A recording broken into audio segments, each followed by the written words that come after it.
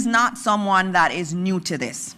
He has been a part of the process. I have been impressed with him every single conversation. I used to call him to get updates on the death toll, and he was always super professional, and I was always saying to him, I'm very glad that we had him as a part of our disaster risk framework. And so, Commander Gale, Jamaica is looking forward to you doing big things.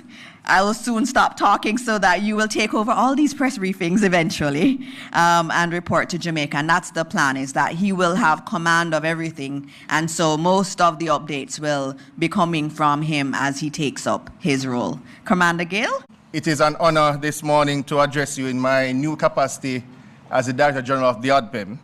I am deeply aware of the trust that Jamaica has placed in my office to coordinate Jamaica's comprehensive disaster management response efforts and to ensure that the nation remains prepared, responsive, and resilient in this disaster and others to come.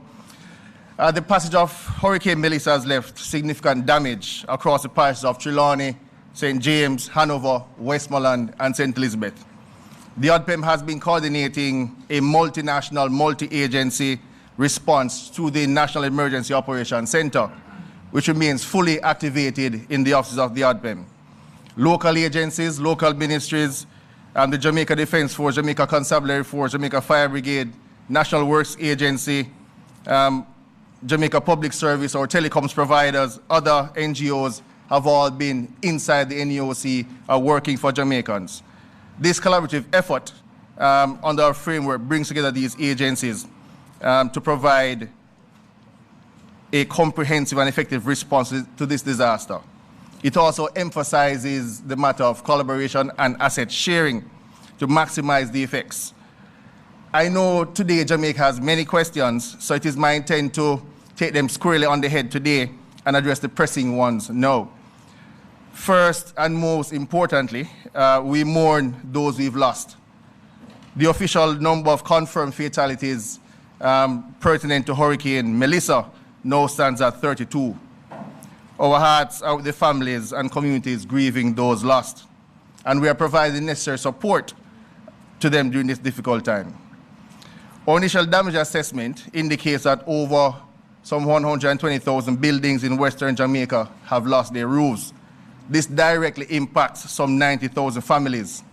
We are acutely aware that many communities are still marooned, cut off by flooding and landslides.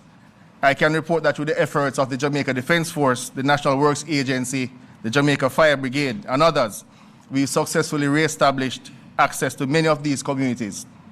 However, as of this morning, there is some indication that some 27 communities remain marooned, primarily in the difficult-to-reach areas of St. Elizabeth, St. James, and Trelawney. The ODPEM, alongside other local agencies, and with the assistance from our international partners, are making every effort to conclude on the initial damage assessment reports, the rapid needs assessment, to determine the full extent of the damage across Jamaica.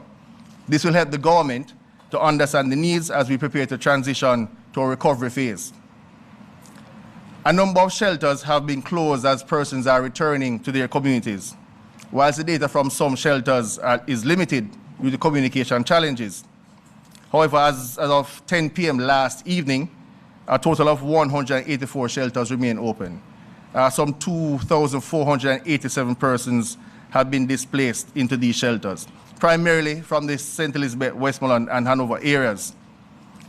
It is our commitment that no one will be forgotten, as the ODPEM is coordinating through the JDF and our international partners, airlift as well as dedicated ground teams to deliver food, water, medical supplies to these locations. We will not stop until every single person who is affected is reached. A massive relief operation is in full swing. If the question on the minds is that, is help coming, the answer is yes. A unified team is carrying out this effort. Through the efforts of the ODPEM, the MLSS, the JDF, over some 36,000 food packages have been delivered. Thousands of hot meals, hygiene kits, tarpaulin, cases of water have been issued throughout the island. And more is coming. Through the JDF, with the support of the Ministry of Labour and Social Security, the private sector, the ODPEM has established under the JDF a large reception, staging, onward movement, and integration operation to transport supplies to the final destination to the people who need it. We continue to clear significant amounts of humanitarian aid supplies at our airports and seaports successfully. International partners are on the ground with our teams. This is also a global effort, and we are deeply grateful to our international partners for the support thus far. As I close, I will indicate that if there's anyone out there who requires assistance or has critical information to share, please contact the ODPEM. Our teams are standing by 24/7 to respond.